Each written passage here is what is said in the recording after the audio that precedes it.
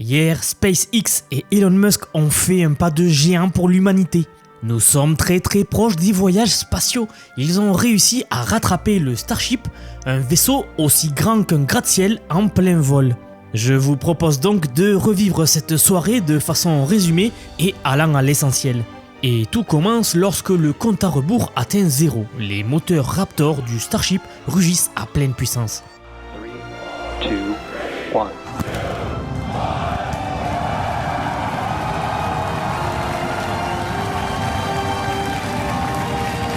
We have liftoff. Les flammes jaillissent des moteurs, créant un spectacle impressionnant qui marque donc le début de la mission.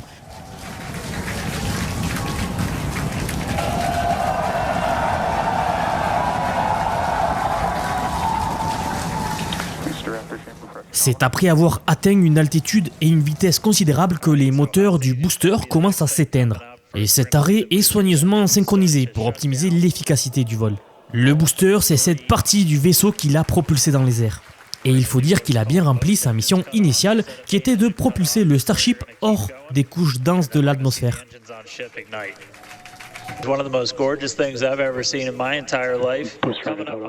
Et maintenant, le booster doit revenir sur Terre. Les mécanismes de verrouillage se déverrouillent, permettant au Starship de se détacher du booster.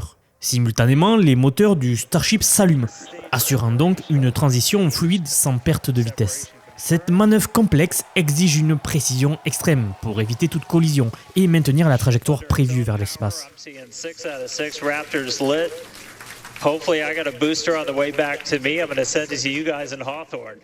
Maintenant libéré de la charge du Starship, le booster commence sa descente contrôlée vers la Terre. Il effectue une rotation pour orienter ses moteurs vers le sol, se préparant à réentrer dans l'atmosphère. Les systèmes de navigation ajustent sa trajectoire en temps réel, garantissant ainsi qu'il reste sur la bonne voie pour un retour en toute sécurité. Et le booster doit désormais affronter les forces intenses de la rentrée atmosphérique. That is incredible. So I'm looking up right now. It's pretty much right overhead of us, and we can see it starting to come down. 3 phases, we're going to land 13 engines, burn off all of that velocity. Oh, we can see it coming down through the plume. Alors que le booster approche des couches inférieures de l'atmosphère, ses moteurs se rallument. Cette phase critique, appelée le burn d'atterrissage, réduit considérablement sa vitesse de descente. Les propulseurs et les ailerons s'ajustent pour stabiliser le booster, le guidant avec une précision vers la zone d'atterrissage désignée. Chaque seconde compte pour assurer un atterrissage en douceur. Regardez toute la beauté de l'intelligence humaine. We're now down to 3 Raptor engines. We can see those chopsticks now.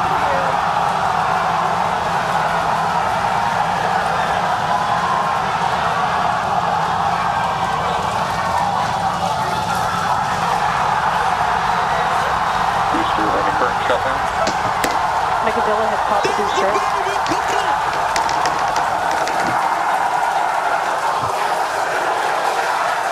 This is absolutely insane.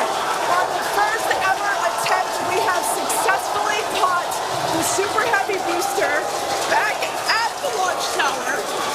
Folks, this is a day for the engineering history books. C'est un engin de 120 mètres et vraiment très lourd qui a été rattrapé par SpaceX. Si vous avez suivi la chaîne et les actualités, il a été partout et j'ai même fait 3 vidéos à son sujet tellement il était partout.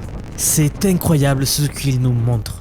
Et je me devais de partager ces images saisissantes avec vous. C'est ce que fait de plus avancer l'humanité aujourd'hui.